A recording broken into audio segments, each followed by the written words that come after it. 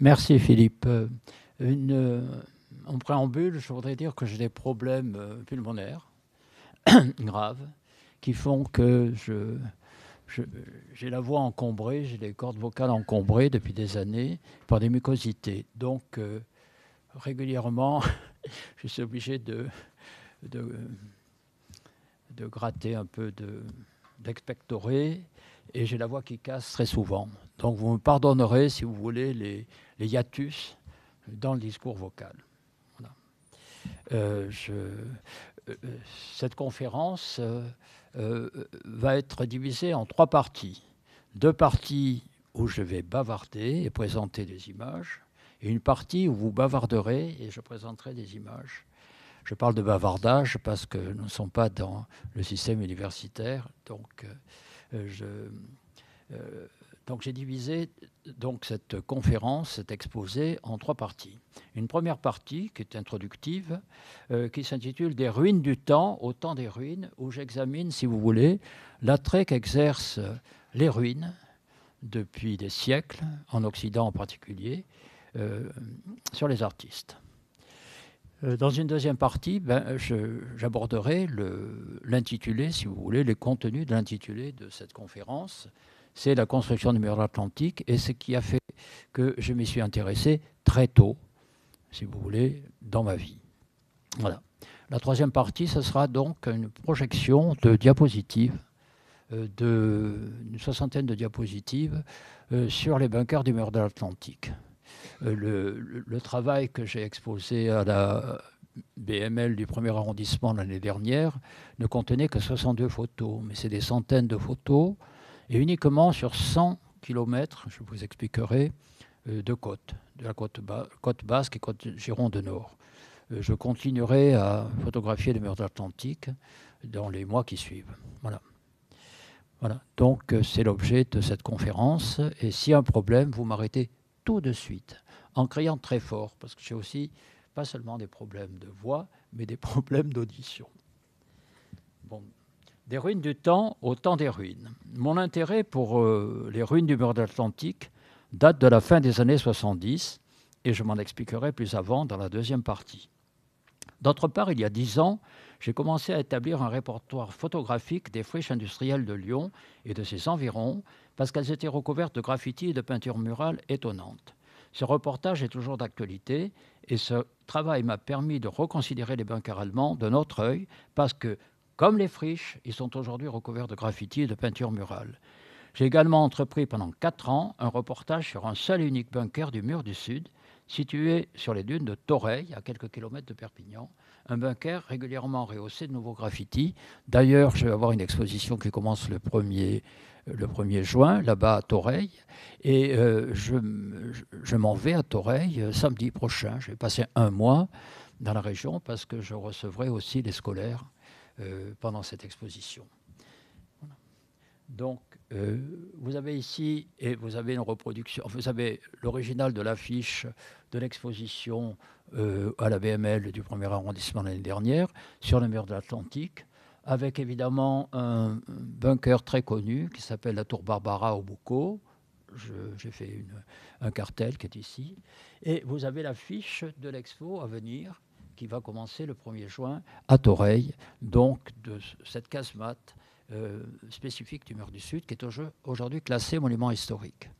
Parce que c'est une des seules, si vous voulez, encore en bon état, entre guillemets, et elle va devenir un musée d'ici 2 ans. Voilà.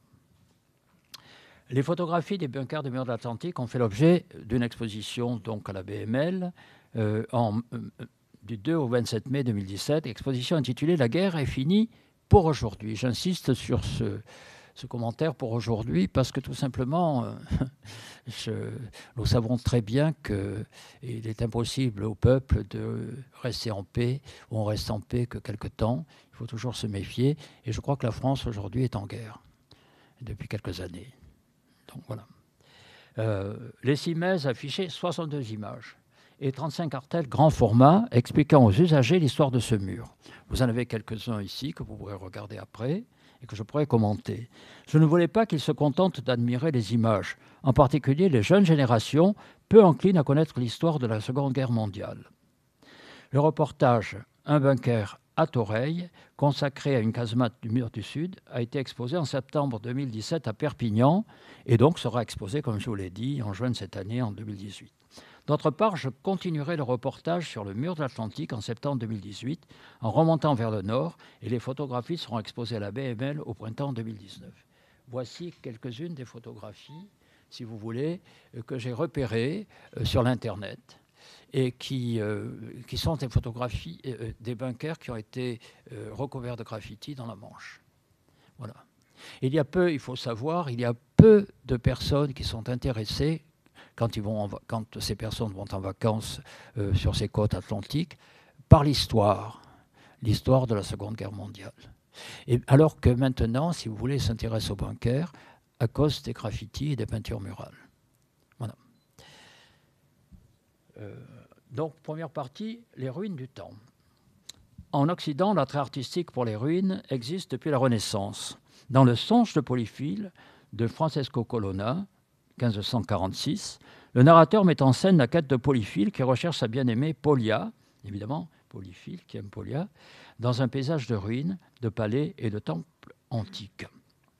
Pour l'historien de l'art, Michel Macarius, dans un ouvrage intitulé « Ruines, représentation dans l'art de la Renaissance à nos jours », chez Flammarion en 2004, le Songe, qui contient 160 gravures sur bois. Donc, voici une des gravures. Vous voyez bien donc des dessins de ruines, n'est-ce pas, qui contient 160 gravures sur bois, a influencé les artistes peintres de cette époque, dont Mantegna. Voilà. Alors, et ceux des siècles suivants. Je me suis permis 2 commentaires sur cette représentation de Saint-Sébastien. 2 commentaires. Un commentaire que j'ai reproduit du livre de Macarius.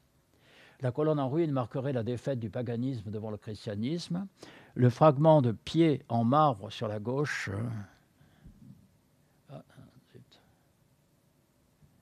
sur la gauche en bas, on ne le voit pas, je n'ai pas de laser pour vous le montrer, serait une allusion à la légende de ce martyr qui aurait détruit plus de 200 statues d'idoles païennes. Bon, d'abord, c'est dans la légende dorée qu'on raconte cette histoire-là. Bien. Toutefois, je me permets de préciser, à la suite de Daniel Arras, pour ceux qui connaissent Daniel Arras, qui a été un de nos plus grands historiens d'art, qui est malheureusement décédé en 2003 d'une maladie dégénérative, et qui est spécialiste de la Renaissance, en particulier de l'histoire de la perspective, et surtout grand spécialiste des annonciations. Donc pour Daniel Arras, il précise que la colonne est en effet un des symboles les plus connus et traditionnels du Christ. Columna est Christus ou Christus est colonna, le Christ est la colonne. Donc on voit la colonne, elle est peut-être en ruine, mais c'est la ruine du paganisme, mais le Christ est là, qui soutient, si vous voulez, le martyre de Saint-Sébastien. Le Christ est une colonne. La colonne, c'est donc l'Éternel en tant qu'il est déjà là. Donc, vous pouvez lire, c'est un ouvrage passionnant, publié à la fois par France Culture et de Noël, Histoire de peinture en particulier. Et dans la première version de 2004, il y a un CD avec les émissions de France Culture. Voilà. Et c'est les siècles suivants. Ce thème a été par la suite développé par le romantisme allemand, en particulier par le peintre Caspar David Friedrich. Voilà donc des reproductions des tableaux de Friedrich, un romantique allemand. Cet engouement pour les ruines a généré les premières destinations touristiques pour les sites antiques de Grèce, d'Italie et d'Égypte, ainsi que les paysagistes du XIXe siècle qui élevaient des fabriques, entre guillemets, ces édifices de béton imitant le marbre en ruine dans les jardins qu'ils dessinaient. J'en ai d'ailleurs photographié quelques-unes sur la Riviera au milieu des années 80 pour une série intitulée « En ces jardins » dans lesquels je faisais poser des amis bodybuilders comme autant de déesses et de dieux tombés du ciel. Alors ça, c'est entre Golfe-Juan, Vallauris et Cannes, si vous voulez, parce que j'habitais à Golfe-Juan, je suis né à Golfe-Juan, dans les Alpes-Maritimes. Et le faux temple grec que vous voyez là-haut est aujourd'hui, c'était dans un jardin, et vous voyez qu'il y a des fèves, une culture de fèves au premier étage. Derrière, il y a une HLM. Aujourd'hui, c'est un jardin public au centre de Vallauris. Et j'ai fait poser ses amis, si vous voulez, comme s'ils étaient vraiment, comme s'ils participaient d'un décor antique. Voilà. Anne et Patrick Poirier, deux artistes contemporains, créent de gigantesques maquettes de fausses ruines, dont certaines calcinées. On voit sur les deux premières représentations ces maquettes calcinées. Et vous connaissez peut-être, mais je ne me souviens jamais, je suis passé plusieurs fois en montant vers Paris en voiture, sur une aire d'autoroute, cette énorme sculpture de colonnes démontées. En allant vers Clermont-Ferrand, voilà. Et si vous connaissez le nom, tout à l'heure, vous me le direz. Voilà. Le problème, c'est que il n'est... Cette sculpture, c'est pas... Non, je sais peut-être pas. Cette sculpture, sur l'aire d'autoroute, elle n'est pas signalée comme une sculpture de Anne et Patrick Poirier. Il faut connaître l'œuvre d'Anne et Patrick Poirier pour le savoir. Maintenant, deuxième partie de la première partie, le temps des ruines. Toutefois, le motif de la ruine ne participe pas toujours de la sphère artistique. À l'opposé des voyages vers d'emblématiques sites antiques, une agence japonaise organise des excursions sur l'île de Gunkanima, un site industriel abandonné dont les ruines n'ont vraiment rien d'esthétique.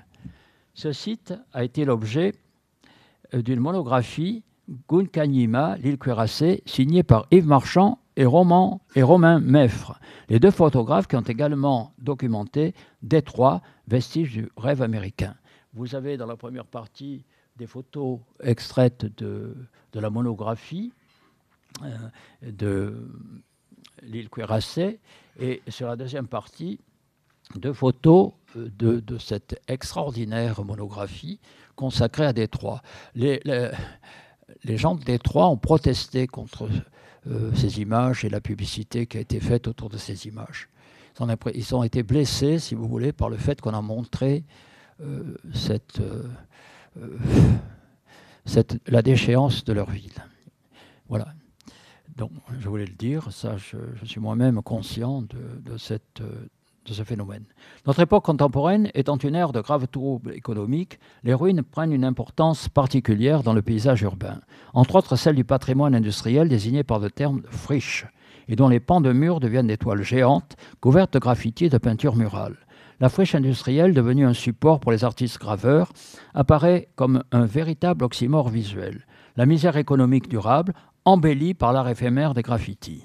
On se souvient également de ces pans du sinistre mur de Berlin, couverts de graffitis à messages politiques, rachetés à prix d'or par des collectionneurs et des galeristes. J'en ai connu.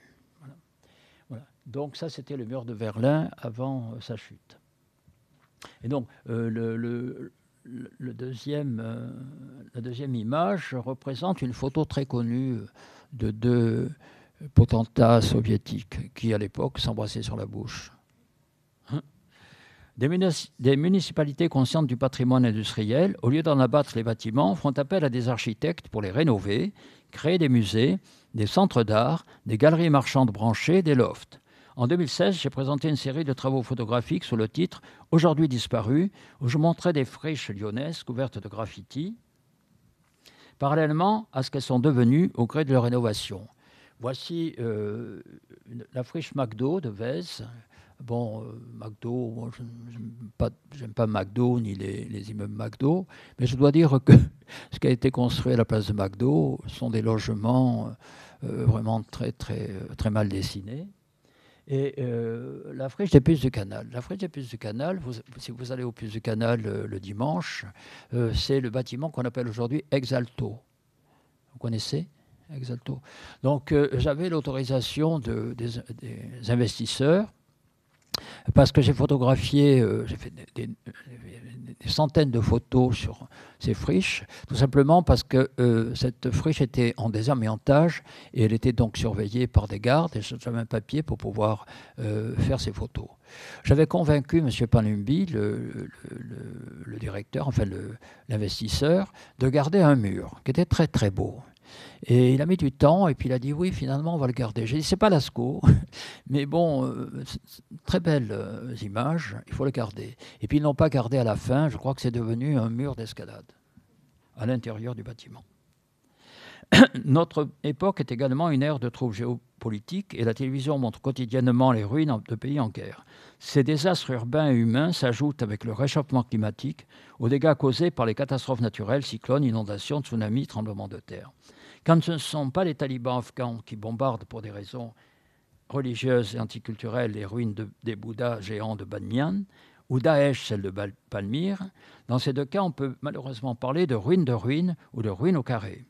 Et des tragiques réalités aux univers fictionnels, le cinéma, les séries télévisées, la BD et les jeux vidéo anticipent le monde et des mondes en ruine avec leurs décors post-apocalyptiques. Je vous passe sur les titres de films. Là, vous avez deux images intéressantes que j'ai relevées sur l'Internet qui ont été réalisées, si vous voulez, après le départ de Daesh. Donc, vous avez au premier plan la photo de ce qu'étaient ces ruines de Palmyre, et au second plan, malheureusement, dans l'arrière-plan, ce qu'elles sont devenues. En bas, vous avez, si vous voulez, ce qu'étaient ces Bouddhas géants, et maintenant le vide à la place. Ruine par anticipation ou le futur antérieur d'un édifice.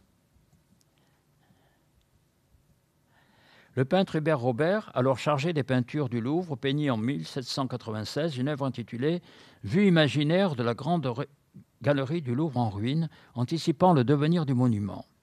Il exauça ainsi le musée, le calabrite des ruines antiques, à la dignité de monument antique. Il anticipe également sur le romantisme à venir. Un siècle et demi plus tard, Albert Speer, dont on va parler dans la deuxième partie de la conférence. L'architecte nazi et le directeur de l'organisation Todt pendant la construction du mur de l'Atlantique imagina la théorie des ruines qui consistait à concevoir des édifices officiels du Reich en fonction des belles ruines qu'il produirait après des siècles d'abandon. Ce sont les paroles de Speer. Speer servait d'Hitler qui voulait créer des effets temporels et des témoins durables, ayant coutume de dire que si dans quelques siècles son empire s'écroulait, les ruines des constructions du Troisième Reich témoigneraient encore de sa force et de sa grandeur. Bon, il reste les bunkers. Conclusion de cette première partie. La ruine, en témoignant du passé, en le faisant surgir dans le présent pour se mêler ainsi à lui, donne à voir l'œuvre du temps, une œuvre parfois négative ou tragique. Le paysage des bunkers du mur de l'Atlantique écroulés sur les plages, en même temps que les dunes qui les portaient, imbrique un quadruple mouvement du temps. Un temps passé, mémoriel, celui de la période historique de la Seconde Guerre mondiale et plus spécifiquement de la construction du mur. Du tragique passé guerrier, marqué pour moi par le décès de mon père dans son déminage en 1947. Un temps long, l'érosion quasi inéluctable des dunes marque à la fois le passé, le présent et annonce un futur envisagé par les populations locales comme une catastrophe écologique en devenir. L'avancée des bunkers vers l'océan, qui acte le recul des dunes, étant étudiée par les spécialistes comme un marqueur de l'érosion. Sur cette longue zone côtière, on se bat pour tenter de stabiliser les dunes. Il y a des panneaux partout, il est absolument interdit de marcher sur ces dunes. Malheureusement, l'érosion fait son sale travail. Un temps court. Je reviens en arrière. Un jour, sur la page grise de béton armé d'une casemate, un premier graffiti vient en recouvrir une partie, laissant transparaître sa matière, ses arêtes, les ferrures et les portes rouillées. Ce graffiti est recouvert par un nouveau et par des tags. Les tags, c'est ces petites signatures qu'on retrouve là dans toute la ville, n'est-ce pas, qui ne sont pas aussi belles que certains graffitis et qu'on ne comprend pas. Ainsi de suite, couche par couche, les intempéries altérant le tout. On peut parler à ce moment-là de palimpseste. Vous savez ce que c'est qu'un palimpseste? Au Moyen-Âge, les moines copistes n'avaient pas de papier, ils copiaient sur des parchemins, sur du vélin, et quand ils pouvaient s'offrir le vélin, qui est un parchemin de type très spécial et très fin. Et donc, quand certains parchemins étaient dépassés, si vous voulez, ils grattaient leur encre et puis réécrivaient sur des pages qui avaient déjà été écrites. Donc, quand on consulte des incunables, n'est-ce pas, on peut voir les diverses couches, si vous voulez, d'écriture. Ça s'appelle un palimpseste. Nous ajouterons alors un futur dans le passé. Je vais vous expliquer ce que c'est que le futur dans le passé du point de vue syntaxique. Le bunker en béton des coffrets envisagé comme prémisse d'une architecture qualifiée de brutaliste dans les années 60. Voilà. Et ça, c'est donc la chapelle dédiée à Sainte Bernadette, à Bandelay, dans la région de Nevers, par cet urbanisme des architectes en 1966. Et la pauvre Bernadette, donc, qui a déjà été beaucoup bousculée par la religion, était bousculée un peu par l'architecture. Donc, Virilio ne cache pas son goût son goût premier pour l'architecture des bunkers, puisqu'elle a écrit Bunker Architecture. Alors, qu'est-ce qu'un futur dans le passé? Donc, c'est le prof qui parle, le prof de lettres qui parle. Donc, par exemple, je dirais aujourd'hui, je me demande si mes amis viendront assister à ma conférence. Samedi prochain, je rapporte cette phrase et je dirais, je me demandais si mes amis viendraient assister à ma conférence. Donc, ça a une forme conditionnelle, mais ce n'est pas un conditionnel. On n'est pas dans le mode conditionnel. C'est le futur dans le passé, on l'appelle aussi le conditionnel temps. Donc la désinence est à la forme conditionnelle, mais ce n'est pas un conditionnel. C'est un futur dans le passé. On peut se demander si Virilio, qui en 1945 découvre les bunkers, n'a pas pensé qu'un jour, il produirait un monument qui ressemble à un bunker. Voilà. Nous attaquons donc la deuxième partie, que j'ai intitulée « L'Atlantic Wall, cimetière d'une âme morte », et que j'emprunte cette métaphore à Jérôme Prieur, l'auteur de La Somme, Le mur de l'Atlantique, monument de la collaboration, donc chez De Noël en 2010, dont je parlerai longuement. Le 23 mars 1942, par la directive de guerre numéro 40, Hitler ordonne une série de mesures défensives pour renforcer la façade maritime atlantique des pays occupés ou annexés, dont la protection de tous les grands ports. Quelques mois plus tard, la tentative de débarquement allié à Dieppe, le 19 août 1942, conforte les Allemands dans le rôle que les Anglo-Américains tenteront à nouveau de débarquer près d'un port. Le BTP français collabora massivement à la construction pour la partie du mur de l'Atlantique sous la direction de l'organisation Todd. Ce mur de l'Atlantique est long, de la frontière hispano-française à la Norvège, de 4000 km. Donc le BTP n'a travaillé que pour la partie française du mur de l'Atlantique et du mur du Sud. Les historiens ont ignoré, ou fait semblant d'ignorer, pendant des dizaines d'années, la participation et l'enrichissement monumental du BTP français au service de l'ennemi. Voilà.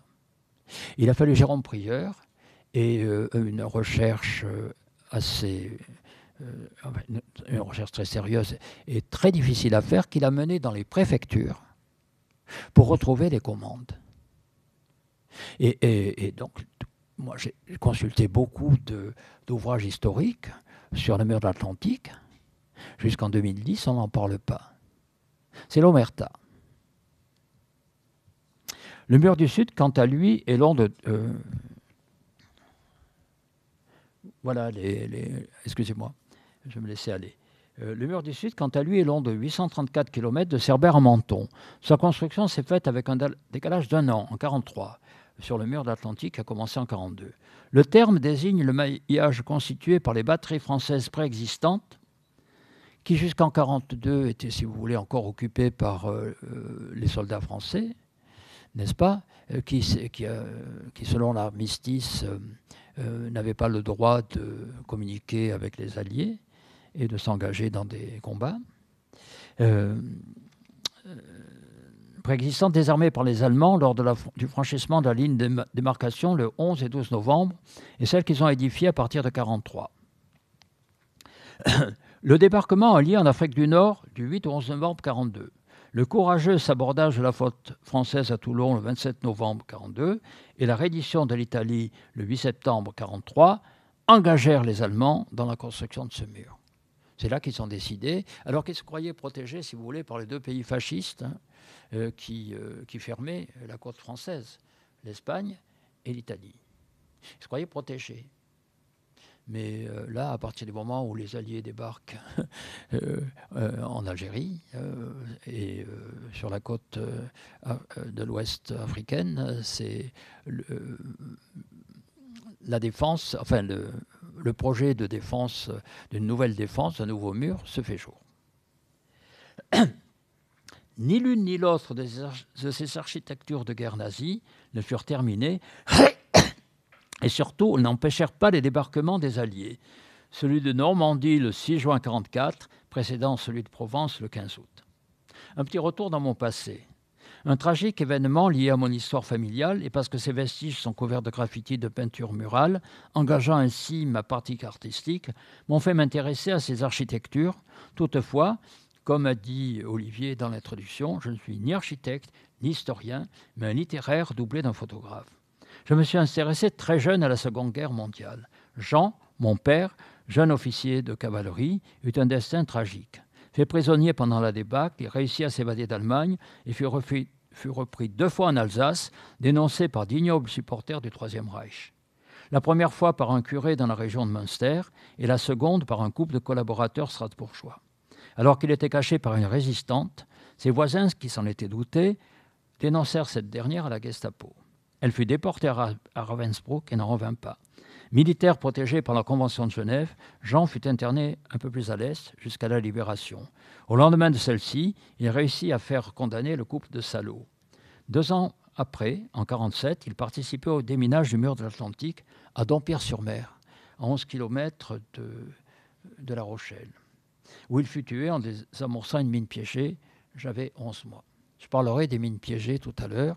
Il y a d'ailleurs ce film qu'on vous a peut-être entendu parler, n'est-ce pas, Les Oubliés, un film germano-danois de 2015, qui montre comment l'armée danoise a utilisé les derniers soldats, les gamins de 14-16 ans, les derniers soldats du Reich, pour déminer d'une manière très sommaire, si vous voulez, les plages atlantiques.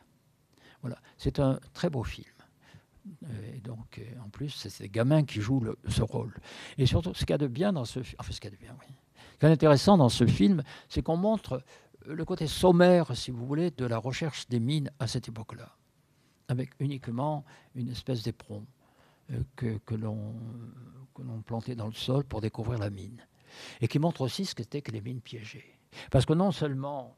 Parce que sur les 14 membres de cette escouade au service de jeunes prisonniers au service de l'armée danoise, il y en a 10 qui meurent. C'est une histoire vraie. Il y en a 10 qui meurent, qui sautent soit individuellement, soit en groupe. En fait, c'est à ce moment-là qu'ils découvrent que sous une mine qu'on vient de désamorcer, donc en découpillant le système, en écartant le sable, en découpillant le système, il y a un fil qui le relie à une autre mine. C'est-à-dire que quand on soulève la mine qu'on croit avoir désamorcée, la seconde mine située en dessous explose. Voilà. Et ça, mon père a été victime de ce genre de mine.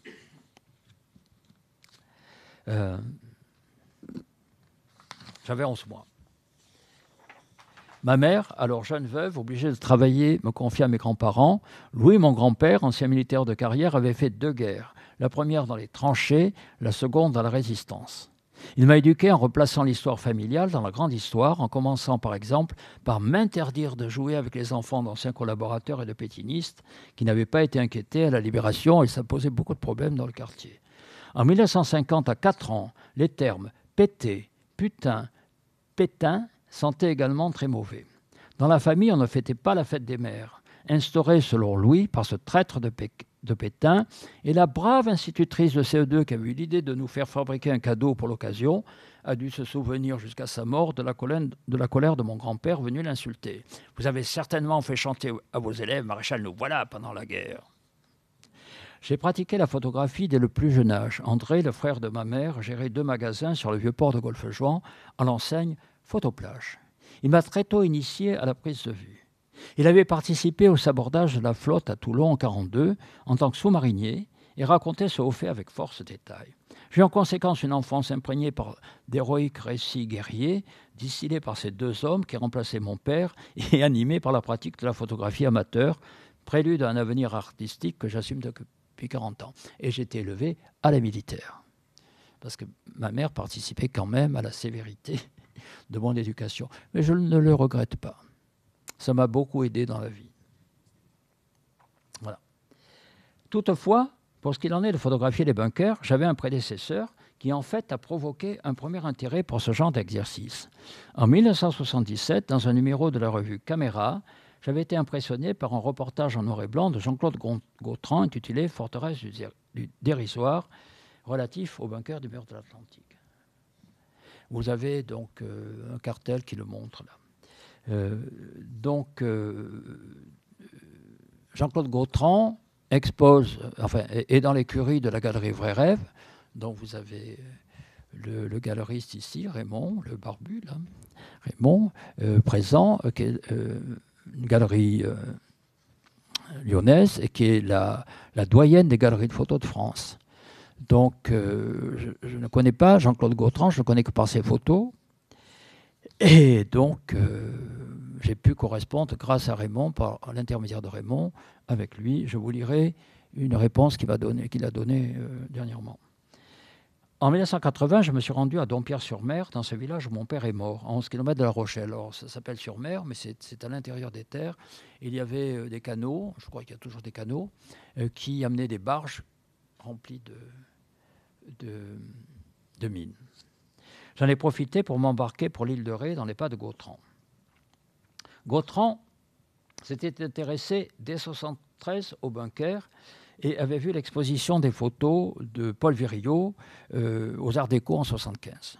Voilà, j'ai fait poser une question à Raymond Vialon, le galeriste, donc pour lui demander s'il avait eu, avant de faire les photos qu'il a réalisées en 1977, connaissance du travail de Virilio. Voici ce qu'il a répondu. Je connais Paul Virilio, dont j'ai le livre en bibliothèque.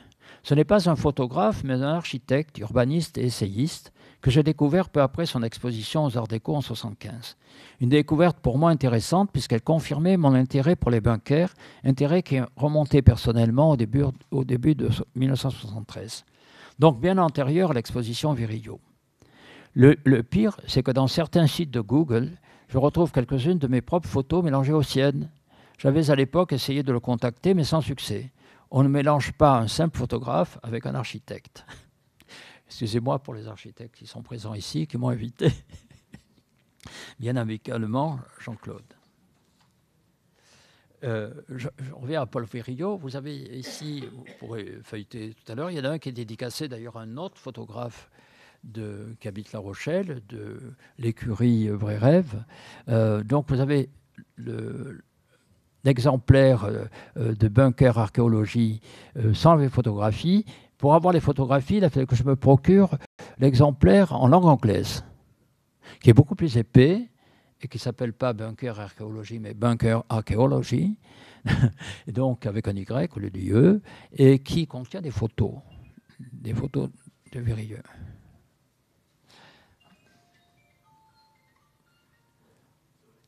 Alors, je lis ce que... Ça nous réveille un peu.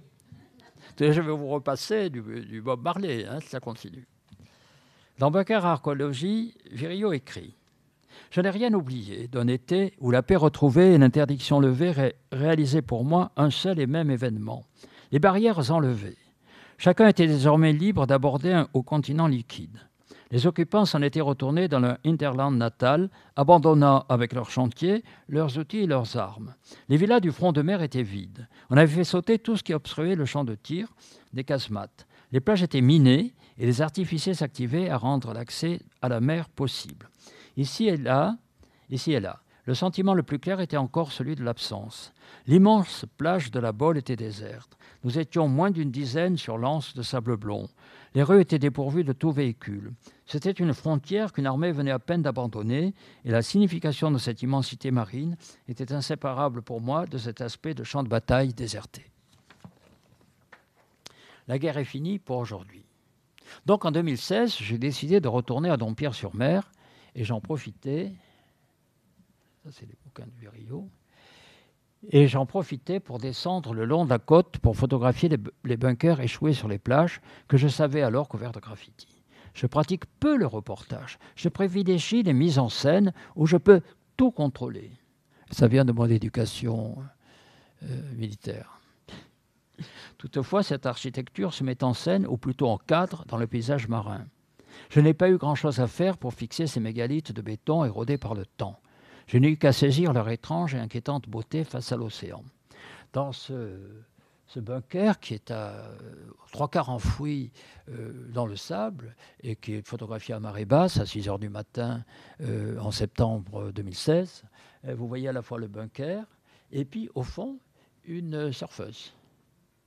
Donc aujourd'hui, si vous voulez, c'est les surfeurs et les surfeuses et les touristes qui regardent la mer. Ce ne sont plus les soldats du Troisième Reich.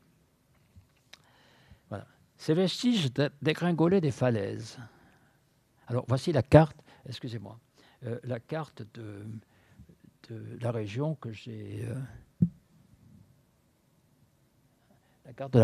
j'ai visitée. Vous voyez un peu Biarritz, il y a Anglais juste au-dessus, et vous voyez Arcachon juste au-dessous, l'estuaire de la Gironde. J'ai parcouru ces 100 km pour faire 200 ou 300 photos. Ah, qu'est-ce qui se passe là? Au secours. Voilà. Je n'ai photographié qu'une partie de l'Atlantic Wall, seulement d'Anglais, Pays Basque, à Soulac-sur-Mer, près de l'embouchure de la Gironde. Ces vestiges dégringolés des falaises, basculés, affaissés, avec l'érosion des dunes, s'enfonçant dans le sable et dans la terre, culbutés, le bec ou les pieds dans l'eau, à marée haute dans l'océan, sont couverts de graffitis et de peintures murales. Alors voici donc une image d'un bunker à Cap-Breton. Vous voyez, il est enfoncé dans le sable. À Tarnos, j'ai peut-être mis un cartel sur Tarnos. Donc Tarnos, c'est pas loin de Boucau. À la Benne, un peu plus haut, à Boucau.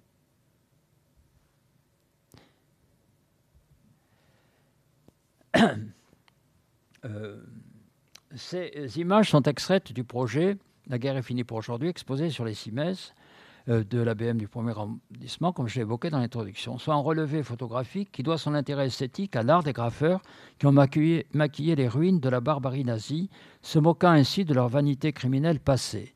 Faites de l'art et non la guerre, semble-t-il nous dire. Pourtant, ces vestiges ne sont ni des installations, ni du lantard. Comme graffiti et cadrage accentuent de facto l'esthétique des images, j'avais ponctué l'accrochage des 62 photographies par 35 cartels rappelant le passé historique de cette démarche guerrière, de cette architecture guerrière. Voici donc par exemple les cartels qui résument, il y en a 3 qui résument l'ouvrage de Prieur, le monument de la collaboration, et un cartel qui résume un gros ouvrage sur l'organisation Todt. Donc, il fallait absolument que les gens qui visitent, pour ceux qui connaissent la bibliothèque du 1er arrondissement, qui est une grande médiathèque, mais qui est d'abord ouverte sur une salle d'exposition, donc on doit traverser, et donc les scolaires ont pu, si vous voulez, avec leur instituteur ou leur professeur, lire les cartels, prendre connaissance, si vous voulez, de l'aspect historique de ces ruines, donc le passé historique de ces ruines, et les adultes avaient le temps de lire avant d'entrer dans la médiathèque. Parce que, en fait, qui connaît aujourd'hui l'histoire de la construction des murs nazis? Le mur de l'Atlantique fut construit de 1942 à 1944 par le BTP français pour l'organisation Todt au service de l'Allemagne nazie, et le mur du Sud à partir de 1943. Qu'est-ce que l'organisation Todt? De 1933 à 1938, Fritz Todt, inspecteur général des routes allemandes, dirigea les nombreux travaux d'infrastructure et d'équipement du territoire allemand, dont les réseaux d'autoroutes qui servirent plus tard au mouvement de la Wehrmacht. Suite à sa mort suspecte dans un accident d'avion, on pense que c'est Hitler, parce que Speer voulait faire la paix avec les Alliés et pour s'occuper que du front de l'Est et donc des Soviétiques. Dans un accident d'avion en 1942, Speer prit alors la tête de l'organisation. À partir de 1942, la main-d'œuvre allemande fut remplacée par des prisonniers de guerre et des travailleurs forcés provenant des territoires occupés, rejoints en 1933-1944 par les travailleurs venant de camps de concentration et d'autres prisonniers. À la fin de l'année 1944, 1,4 million de travailleurs furent employés par l'organisation. Seulement 1% d'entre eux étaient des Allemands, en général refusés au service militaire, et 1,5% sont des prisonniers des camps de concentration.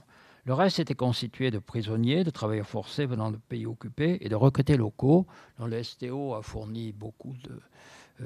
certains, plutôt que de partir en Allemagne, préféraient rester et gagner leur vie sur ces chantiers.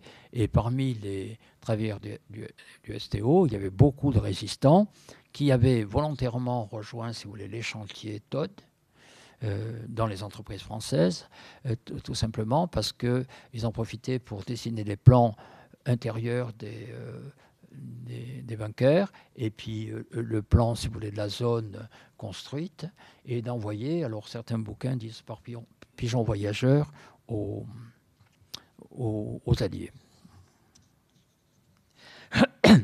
Donc vous avez des affiches ici de la propagande allemande, donc vraiment elles sont très le graphisme est très typique, si vous voulez, de cette esthétique, de cette guerre.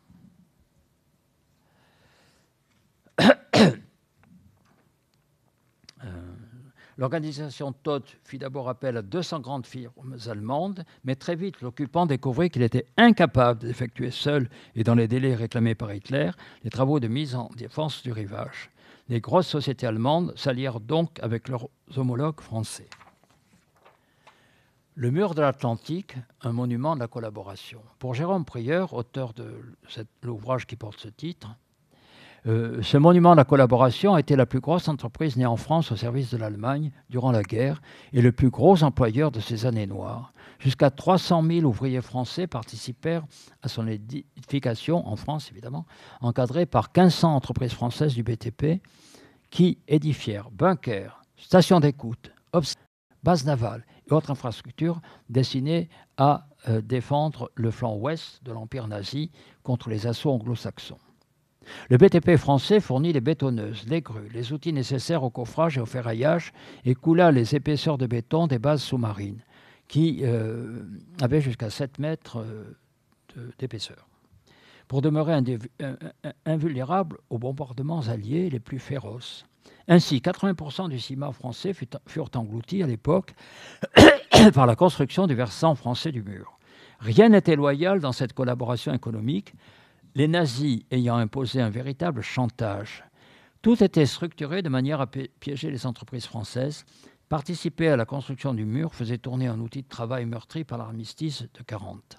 Les entreprises pouvaient continuer à avoir accès aux matières premières réservées aux Allemands, voire en détourner une partie. Tout cela donnait également du travail aux ouvriers de l'Hexagone. Mais les Allemands s'introduisirent dans les structures des sociétés françaises, les arianisèrent, chassant leurs propriétaires lorsqu'ils étaient juifs. Ils en prirent souvent le contrôle en imposant aux Français une véritable économie coloniale. Plus pervers encore, le Reich fit payer à la France l'intégralité des travaux de construction au titre de frais d'occupation. Cela faisait tourner les chaînes de production. Alors qu'en 1941, le marché national du BTP était de 16 millions de francs, il avait bondi à 671 millions en 1943, attirant de plus en plus de PME sous-traitantes aux côtés des géants du bâtiment. C'est, enfin, grâce au mur, que les travailleurs étaient pour la propagande vichiste, soi-disant redevenus des hommes. Mais pas un mot sur l'emploi du travail forcé, mobilisant aux côtés des ouvriers soi-disant consentants, républicains espagnols et prisonniers politiques. La propagande d'auteur du mur battait son plein. C'est lui, disait-on, qui avait fait baisser le chômage en employant des centaines de milliers de travailleurs. En 1940, 1 million de chômeurs, 400 000 en 1941, 110 000 en 1942, 10 000 en 1943, claironnaient les actualités cinématographiques. L'édification du mur assurait le miracle de la reprise grâce aux primes, avantages sociaux et doublement des salaires. Voici un avis pour recruter du personnel avec le salaire horaire. Le doublement des salaires dispensés par l'organisation Todt. Pour 1 200 francs sur un chantier français, on touchait 3 000 francs sur les chantiers allemands. C'est lui aussi qui avait permis à bon nombre de travailleurs français d'échapper au STO. Malgré cette collaboration, le mur ne fut jamais achevé et il ne fallut aux Alliés, le 6 juin 1944, que 4 heures pour s'en rendre maître après avoir essuyé le terrible feu de ses canons, et c'est en le contournant par l'arrière qu'ils en vinrent à bout. À la Libération, La commission d'épuration traita 1538 affaires de collaboration économique, dont 457 concernaient le BTP. Seules 100 condamnations furent prononcées. En particulier, un certain Lafarge, qui était déjà, si vous voulez, au travail de collaboration, avant-hier avec Daesh. Récemment, il voulait aussi aller construire le mur de Trump. Bon, il semblerait que Lafarge, ils se sont débarrassés aujourd'hui de leur PDG, que Lafarge a quand même une propension à faire feu de tout bois. Bon. 100 condamnations furent prononcées. Les entreprises du BTP ayant œuvré pour la construction des murs étaient parfaitement équipées pour entreprendre la reconstruction nationale puisqu'elles avaient conservé leur matériel et leur personnel. La réalité des murs s'effaça rapidement de la mémoire nationale, laissant place au mythe d'une armée de guerriers blonds qui aurait bétonné seule les côtes d'une France majoritairement résistante. Et ça, je l'ai trouvé dans un magazine Géo Histoire numéro 16, de 2011, La France sous l'occupation. Donc c'est un article de synthèse de l'ouvrage de Prieur d'ailleurs. Les combats pour en chasser l'occupant. Je vous ai mis des cartels ici qui parlent, si vous voulez, de Soulac-sur-Mer. Et j'ai présenté un homme que j'ai connu par l'Internet, que j'ai malheureusement pas connu là-bas à Soulac, mais que j'irai voir cet été. Et qui a entrepris, si vous voulez, pendant 20 ans, de désensabler, de déroncer cette zone. Et il organise des conférences, donc, même la nuit. Donc il y a une vidéo. Il a produit une vidéo, il a produit 3 petits ouvrages. Là. Il a produit une vidéo où on le montre, si vous voulez, conduisant des touristes pour leur expliquer ce qu'était cette forteresse, qui d'abord a été une forteresse de l'armée française et qui après a été investie très vite par la Kriegsmarine. Cette batterie de la côte française surveillant l'entrée de l'estuaire de la Gironde fut réutilisée et transformée par l'occupant en un important point d'appui de la Kriegsmarine. À partir de 1944, alors que les Allemands battaient en retraite vers le nord, cette forteresse dut résister à tout prix sur l'ordre d'Hitler. Le 25 août 1944, l'occupant s'enferma dans la forteresse du Nord-Médoc, dont Soulac-sur-Mer était le poste de commandement. Son siège commença en septembre. Sur la batterie des Arros, dernière à résister, eurent lieu des combats acharnés. Les forces françaises de la brigade Carnot et le pilonnage incessant de l'aviation alliée libérèrent la région en 3 jours. Le 18 à Montalivet, la Mélie et Soulac, le 19 à Arros et le 20 avril pour la station Ravedar. Ces 3 jours de combat coûtèrent la vie à 398 Français, 800 Allemands, 80 soldats furent portés disparus et il y eut un grand nombre de blessés des 2 côtés. Alors, comme j'avais photographié, si vous voulez, ce lay stand, qui est un stand de tir, et qu'on ne pouvait pas, sur ma photo, ma main était alors en grand format, lire ce qui était écrit, je l'ai reproduit. Je l'ai reproduit dans un cartel. Donc, si vous voulez, c'est une plaque mémorielle qui a été apposée dans les années 70. Dans les années 70, sur ce lay stand. Voilà. Le déminage des alentours des murs fut un autre moment tragique. Des mines allemandes avaient été enterrées lors de la construction des murs, puis les armées du Reich s'en servirent pour protéger leurs retraites et les positions qu'elles gardaient. Voici des photos des démineurs. Alors, je dois dire que, ça, si vous voulez, c'est une photo qui ressemble à ce qu'on fait faire, si vous voulez, aux acteurs de ce film, Les Oubliés, alors que dans le film Les Oubliés, il n'y a pas encore ces appareils qui étaient déjà une espèce de borne électronique, magnétique, qui permettait de localiser, si vous voulez, le métal. Bien. Et dans le film, il n'y en a pas. Dans le film, parce que ils étaient formés en 1 jour pour faire ça. Et voilà. Mais ce film est intéressant, vraiment très intéressant, très bien fait, pas larmoyant du tout. Et non, c'est une vision fictionnelle d'un événement historique. Il y a eu quand même, je crois, 2000 morts parmi les démineurs au Danemark. Ensuite, les Alliés les utilisèrent pour soutenir leurs avancées vers l'Est. Le Reich en laissait 13 millions, enterrés sur 500 000 hectares, soit 1% du territoire. Les Alliés commencèrent dès le débarquement à désamorcer les mines sous-marines et terrestres, privilégiant le littoral et les principaux axes de communication pour faciliter l'acheminement des troupes et du matériel, le danger pour les populations civiles des régions libérées ne les concernant pas. Les Français, pour leur part, voyaient dans le déminage non seulement une tâche de protection civile, mais aussi une des prérogatives de leur souveraineté nationale. Au cours de l'été 1944, la première organisation des déminages se fit de manière empirique pour une collaboration entre le génie rural, des unités du génie militaire de l'armée de la France libre et des individus pressés de remettre en culture leurs champs. Les autorités françaises s'adressèrent aux démineurs britanniques qui formèrent les premiers Français dans un centre d'apprentissage à Bayeux pendant l'été 1944. Les formateurs prêtèrent du matériel pour les premières opérations qui servit aussi de modèle à la production de détecteurs. Donc je vous dis, dans le film danois, on ne montre pas des détecteurs. En janvier 1944, le relais était pris et une école française commença à fonctionner à Ougat, où enseignaient des spécialistes français formés à Bayeux. Les mines enterrées et leur déminage firent des milliers de victimes, dont mon père, je le rappelle, et c'est le Lyonnais Raymond Aubrac qui fut l'inspecteur général responsable des opérations de déminage sur l'ensemble du pays. Il faut le savoir, peu de gens le savent, même à Lyon, et surtout Raymond Aubrac, à la fin de la guerre du Vietnam, après les accords de Paris et la paix signée avec les Américains, a suggéré aux Américains de confier aux Vietnamiens les plans des champs de ruines. Ce que l'on voit aussi dans le film Les Oubliés, donc le militaire danois qui dirige l'escouade de gamins, il a les plans. Mais les plans, ils sont peu précis. Donc Aubrac est intervenu, donc je crois que c'est en 1975, les accords de Paris, je ne me souviens plus exactement, pour inspirer aux Américains ce type de passage. Ce passage, donc c'est important. Il y a des articles sur l'Internet, vous trouverez des articles sur la manière dont procédaient les premiers démineurs. Un homme qui s'appelle Jean Chollet raconte « Je m'allonge sur le sol avec une lame, oui, une lame, c'est comme un éperon, je gratte la terre. Sous la mine, je découvre un allumeur attaché à un piquet.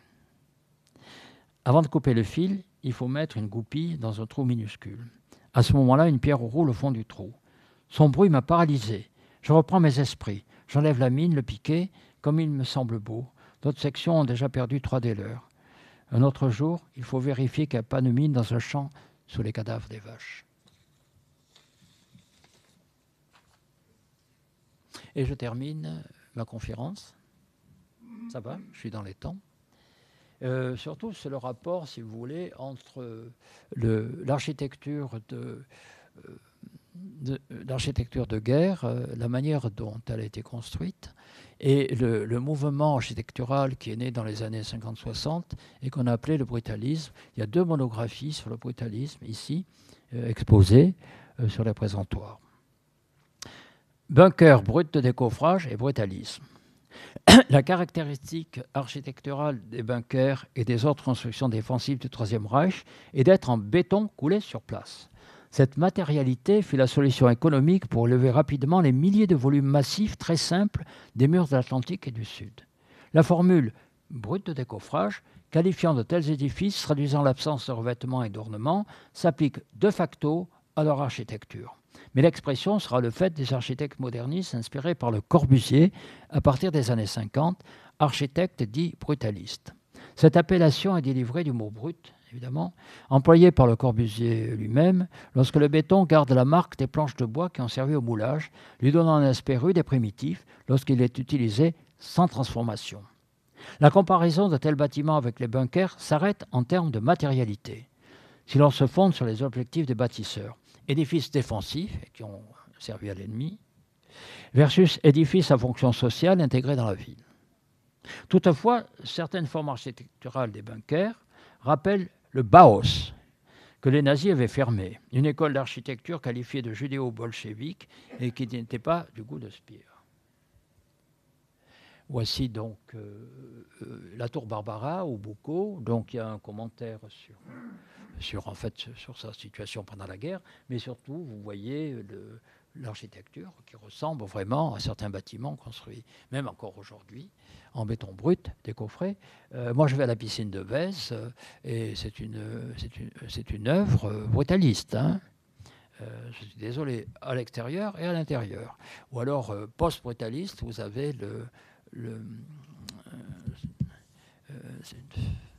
à côté de, excusez-moi, la maison de concert, là, oui, voilà, construit en béton brut. J'aime beaucoup cette photo. Parce que pourquoi j'en ai fait l'affiche? Tout simplement parce qu'il y a ce graffiti qui dit Pax, la paix, hein, en latin. Donc, et mon ombre. Mon ombre porté comme ça, il photographie ce bâtiment. Où en étais-je? Dans les années qui suivirent la Seconde Guerre mondiale, le brutalisme se développa en Grande-Bretagne, notamment sous l'influence des architectes Allison et Peter Smithson. Dans ce pays en partie détruit par les bombardements et en récession économique, les pouvoirs publics promouvaient des modes de construction bon marché pour l'habitat, les espaces commerciaux et les bâtiments publics. Toutefois, de nombreux architectes optèrent le style, bien qu'ils aient disposé d'importants budgets, à raison de leur goût pour ses caractéristiques crues et sans ornement. En revanche, on peut soupçonner le bâtiment français, et ça c'est moi qui le soupçonne, alors que le brutalisme fut international, d'avoir profité de leur monumentale expérience collaborationniste pour imposer du béton des coffrets aux commanditaires privés et publics en période de reconstruction, le pardon national aidant. D'autres comparaisons sont possibles, limitées à celles des formes qu'ont inspiré par exemple Paul Virilio, Claude Parent. En parlant de formes, voici donc une station à Soulac-sur-Mer, c'est vraiment très moderne. Donc, c'est une station de visée. Il y avait un télémètre au dernier étage, n'est-ce pas? Et qui permettait par des connexions qui permettaient de communiquer avec le bunker que je vous ai monté précédemment, le stand de tir, et d'ajuster, si vous voulez, le canon à partir de ce télémètre. Donc, Paul Lescorce fait visiter ce bâtiment. Mais vous voyez quand même la modernité de ce bâtiment. Hein, et c'est un bâtiment guerrier. D'autres comparaisons donc sont possibles, limitées à celles des formes qui ont inspiré, par exemple, Paul Virilio et Claude Parent pour la chapelle Sainte-Bernadette du Bandelay. Je vous remets l'image, élevée en 1966. Rappelons que Virilio fut l'auteur de la somme Bunker Architecture. Le photographe Bruno Bellec, à qui j'ai emprunté ces photos, ne se prive pas de titrer une de ses photos de la chapelle. Je le lis, c'est de l'anglais. Hein. Sainte Bernadette du Bandelay in Nevers, France, by Claude Parent and Paul Virilio, who came to brutalism through their documentation of German war bunkers. Et je termine. En l'année 2017, alors que les services du patrimoine livraient au public la nouvelle réplique de Lascaux, on a entendu certains discours politiques relatifs à nos ancêtres les Gaulois ou à l'héritage chrétien de la France. Réalité historique, certes, mais qui dénote d'une vue un peu courte de notre passé plus que millénaire. Ne faudrait-il pas introduire la préhistoire dans l'histoire de nos racines? Nos très lointains ancêtres sont ces groupes de chasseurs-cueilleurs dont les artistes géniaux ont orné de peinture les parois des grottes il y a des milliers d'années. Chauvet, Lascaux, Cougnac, Cosquer, Altamira. Il n'y avait pas de frontières à cette époque. Et ces artistes, qui ne se prenaient peut-être pas comme tels, circulaient dans ce qu'est aujourd'hui la France, l'Espagne, le Portugal, cette partie de l'Europe du Sud. Des peintures murales et des graffitis déjà? Voilà. J'en ai terminé. Merci. Pendant, il faut que je passe le deuxième diaporama, silencieux. Merci beaucoup à notre conférencier pour cette conférence vivante et puis pas banale, il faut dire ce qui est. C'est quand même un sujet que vous ne connaissiez pas? Voilà, non, pas du tout. Mais bon, j'aime enseigner. Hein. Je voudrais passer à l'autre, mais il faudrait, Karim, il faudrait le secours de l'employé qui s'occupe de ce, pour que je vous passe en même temps, alors que vous allez me poser des questions, je pense, le deuxième diaporama. Zut. Annie, tu peux aller appeler Karim, s'il te plaît? Ah, ça y est. Attends une minute. Peut-être que je vais y arriver. Ah ouais, mais il y a cette histoire-là. Tu appelles Karim, s'il te plaît? Voilà, allez-y. Oui, je pense que la préoccupation à l'époque, c'était pas vraiment l'intégration dans le paysage de... Non. Mais est-ce qu'il y a eu plusieurs types de bunkers qui ont été... Alors, attends,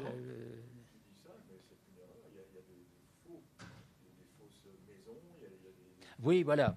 Vous avez des images là. Donc c'est une erreur. C'est-à-dire qu'il maquillait, il ne couvrait pas toujours avec des espèces de filets anti-aériens. Il peignait des façades. Excusez-moi. Et sur cette monographie, on peut peut-être...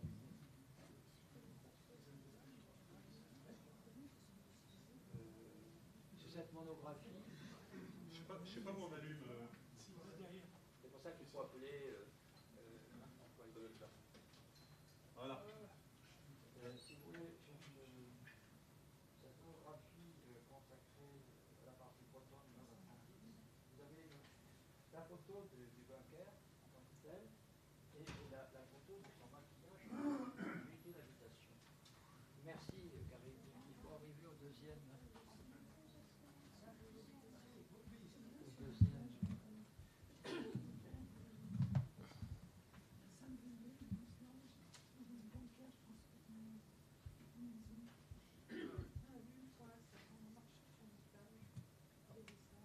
Et là, vous avez une image plus précise, vous voulez, on dirait vraiment une villa, et puis le bunker tel qu'il est photographié aujourd'hui, que j'espère photographier à l'automne.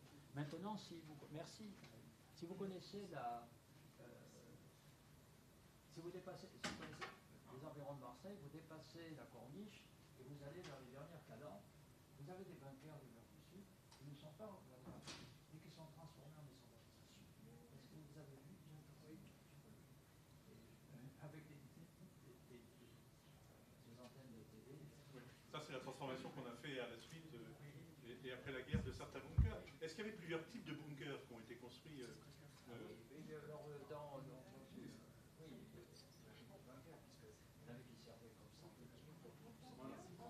suivant l'utilisation qu'on voulait en faire?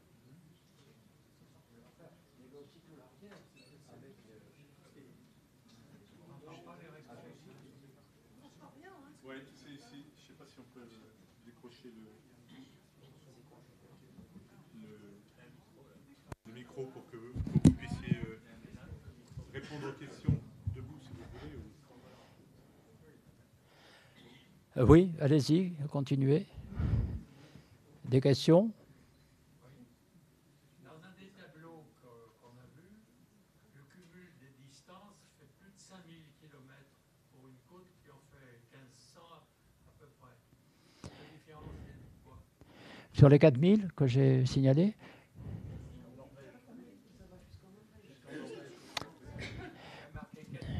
4000, tous les documents officiels disent que le mur de l'Atlantique, qui commence à la frontière hispano-française et se termine au nord de la Norvège, fait 4000 km. Norvège. Et la deuxième question, c'était est-ce que les constructeurs n'ont pas un peu saboté le système de Alors, construction vu que la plupart ont basculé? alors ben ça c'est parce que... Alors, ça c'est une option d'architecte de l'organisation Todd.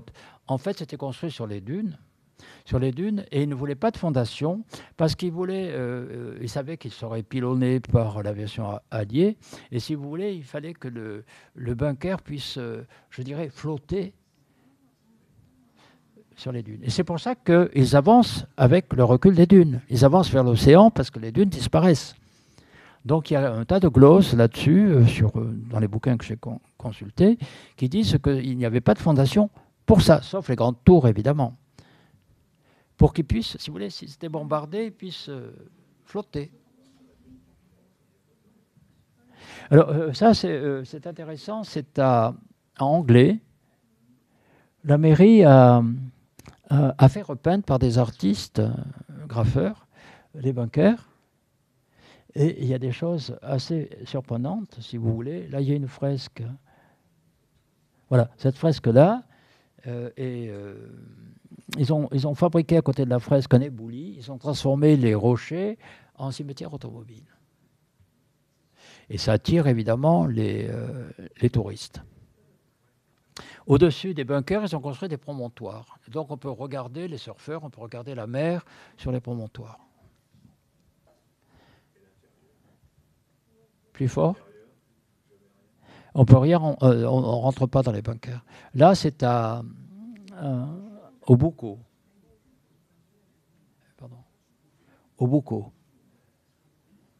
C'est un lieu très difficile. C'est à côté de la tour Barbara et ça n'est pas signalé. Il faut s'aventurer dans des chemins de sable et ça n'est pas signalé. Je ne sais pas pourquoi. Je pense que les autorités ont peur qu'il arrive des problèmes aux touristes. Il y a encore des ferrailles qui sortent.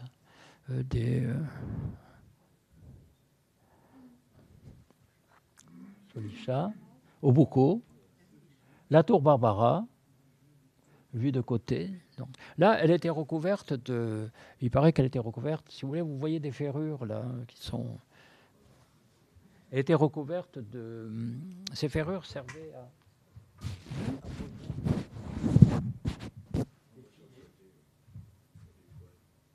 pour maquiller, si vous voulez, très connue. Il y en a une que je vais aller photographier à l'île de Ré, la tour Carola, que je vais photographier à l'automne à l'île de Ré. Et il y en a une autre en Bretagne.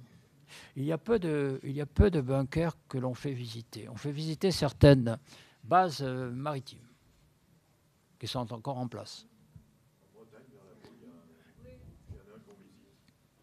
Et à Bordeaux, elle sert de lieu d'exposition, l'ancienne base maritime. Tarnos. Tarnos, donc ça c'est un détail, si vous voulez, de ce fameux bunker, qui est très beau. Et là, vous avez un cartel qui montre, j'ai relevé sur l'Internet, qui montre le peintre avec ses enfants qui peignent le... Tu peux montrer ?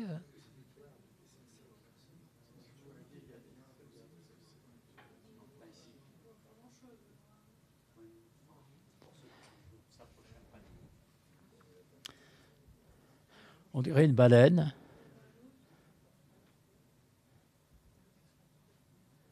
Voilà. Ça, c'est en anglais.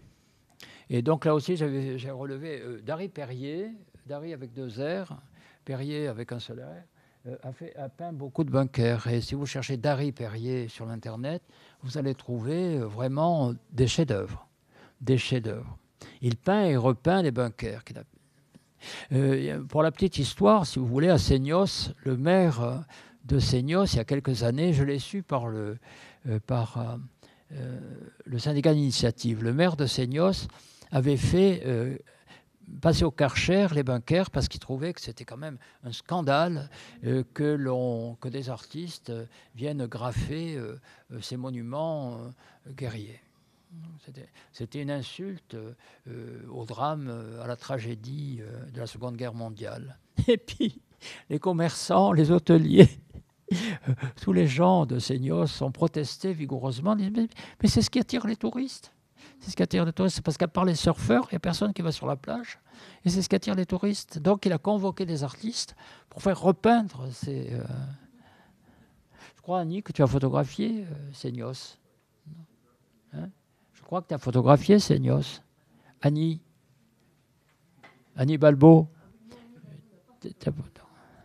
Voilà encore un bunker d'Ari Perrier avec un tag abominable, Gitan, fuck off.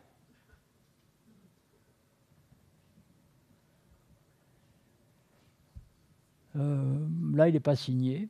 C'est à Anglais. À Cap-Breton, pardon. Cap-Breton, toujours d'Ari Perrier.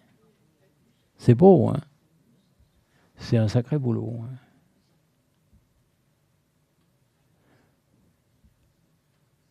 À la Benne. À la Benne, excusez-moi. Oui, à la Benne. Anglais. Cap-Breton. Montalivet. À la plage du Burb.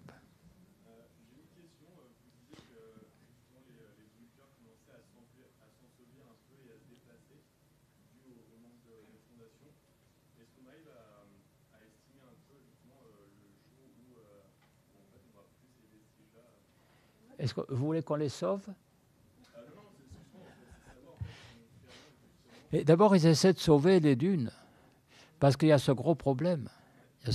Par exemple, à côté du bunker de Toreil, donc, que je vais mettre dans l'exposition à Toreil, il y a un panneau qui explique le travail que la région, le département, la municipalité fait pour replanter. D'abord, il est interdit de marcher dans les dunes.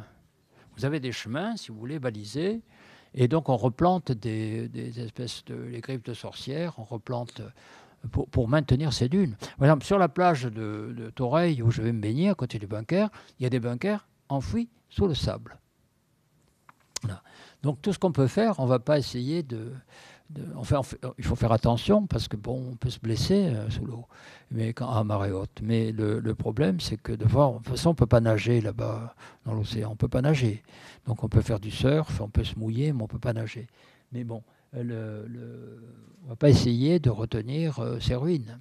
Maintenant, ce qui fait l'intérêt de ces ruines, ce n'est pas parce que je suis artiste que je le dis, ce sont ces graffitis.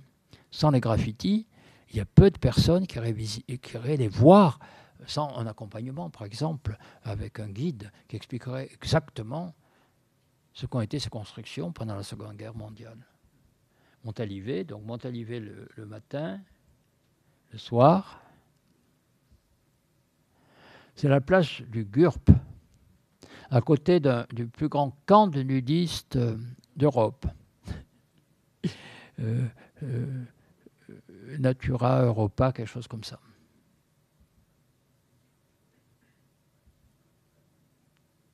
C'est impressionnant. Là, vous avez le Leistan de Soulac. Ici, c'est Souston, un autre village.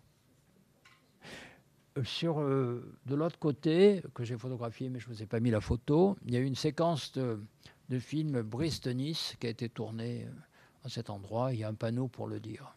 Il n'y a pas de panneau pour dire ce qu'a été le bunker, mais il y a un panneau pour dire ce qu'a été ce film que je n'ai jamais vu et qui apparemment est repassé à la télé l'autre soir sur le tournage de Brest-Nice.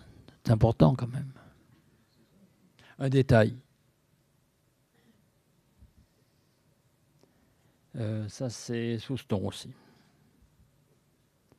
Tarnos.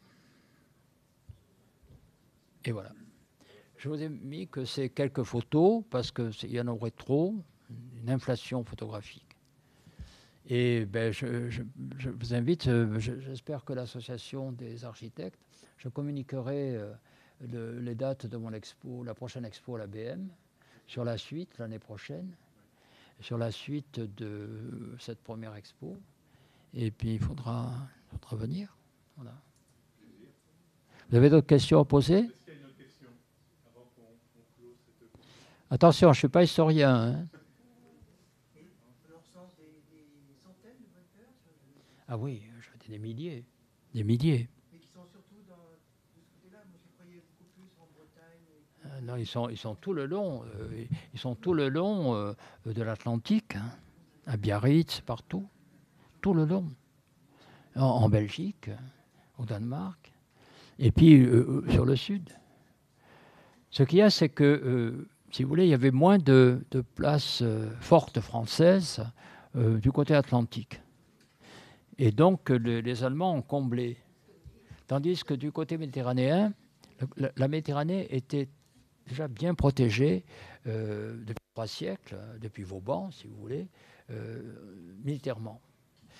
Et donc, ce qu'ils ont eu à faire, c'est combler, si vous voulez, le vide, entre guillemets, entre les stations militaires françaises déjà construites, et puis combler le vide entre ces stations pour installer le mur, ce qu'on appelait le mur du Sud, Sud-Wall. Voilà. Non, c'est des milliers de bunkers. Il y en a qui ont sauté. Par exemple, ils ont fait sauter tous les bunkers qui étaient des soutes à munitions, ont sauté avec les munitions. La Libération les a fait sauter. Voilà. Pour éviter d'avoir à transporter des obus, etc. Parce que, par exemple, dans le film Les Oubliés, alors ils arrachent 1200 mines ou 1500 mines au sable, et puis elles sont dégoupillées, ils les installent sur une charrette, et puis hors champ, on entend une grande explosion, et puis on s'aperçoit qu'il y a 4 ou 5 jeunes qui étaient en train de charger le chariot, la charrette, de ces mines qui étaient en principe dégoupillées, qui explosent. Voilà. Donc en fait, après on les transportait dans des lieux et on les faisait sauter. Mais là, elles ont sauté avant qu'on les transporte. Voilà. Oui, c'est à voir. Hein. Je veux dire que moi, je vous incite à aller voir ces ouvrages.